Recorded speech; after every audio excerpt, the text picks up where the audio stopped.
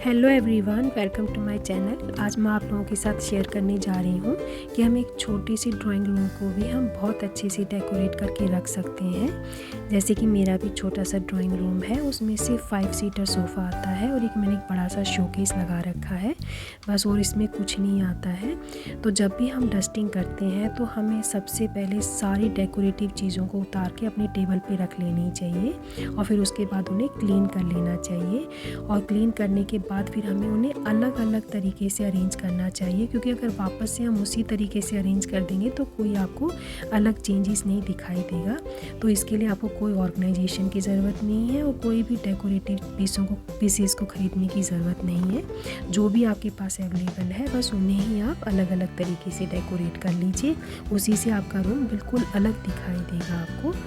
तो जब भी हम डस्टिंग करते हैं उसके लिए हमें एक चीज़ का ध्यान रखना है कि हमेशा आप माइक्रोफाइबर का कपड़ा ही यूज़ करिए और दूसरा कपड़ा मत यूज़ करिए।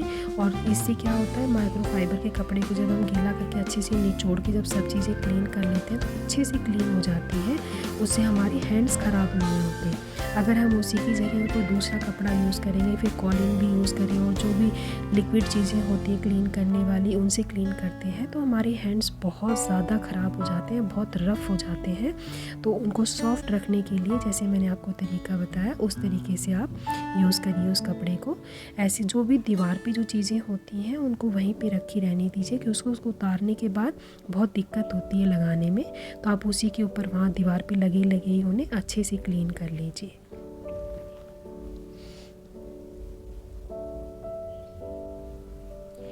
ऐसे मैंने अभी सब चीज़ों को क्लीन कर लिया है। अब मैंने जो लालटेन वगैरह हैं इनको भी सबको क्लीन कर ली है और उसके साथ साथ मैं उसे हैंग भी कर रही हूँ।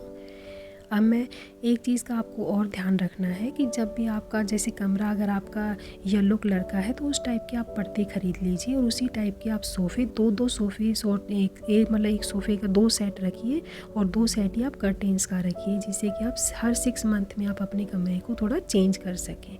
तो ऐसे करके मैंने अभी सारी क्लीनिंग कर ली है अपने कमरे की और अब मैं इसे डेकोरेट करके दिखाऊंगी। मेरे पास अलग अलग सेट की हैं, एक मेरे पास अलग से सोफ़े कवर है, 2 अलग से और 2 मेरे पास कर्टेंस हैं। तो इस बार मैंने बिल्कुल मैच करके इसके जो मेरा ड्राइंग रूम है उसमें मैच करता हुआ सारी चीज़ें मैंने लगाई है, तो उससे वो कमरा बिल्कुल ही अलग लगने लग गया।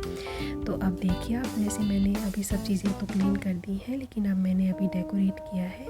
तो देखिए आप, बिल्कुल जैसे मैचिंग का मैंने जैसी दीवार ली थी वैसे ही मेरे पर्दे हैं और वही कॉर्नर मेरे इसके जो सोफ़े के कवर है वो भी सेम मैच कर रहे हैं।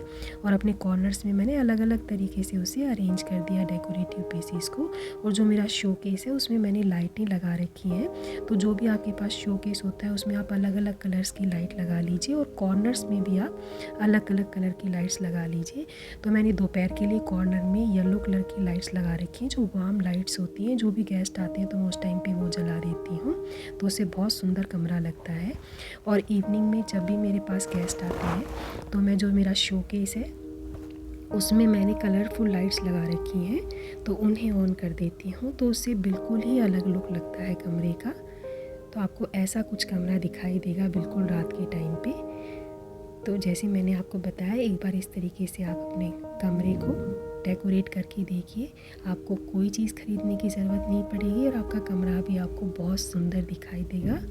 तो ऐसे हर 6 मंथ में आप अपने कमरे को अलग अलग तरीके से चेंज करते रहिए। तो मिलते हैं फिर हम नेक्स्ट वीडियो में। नमस्कार।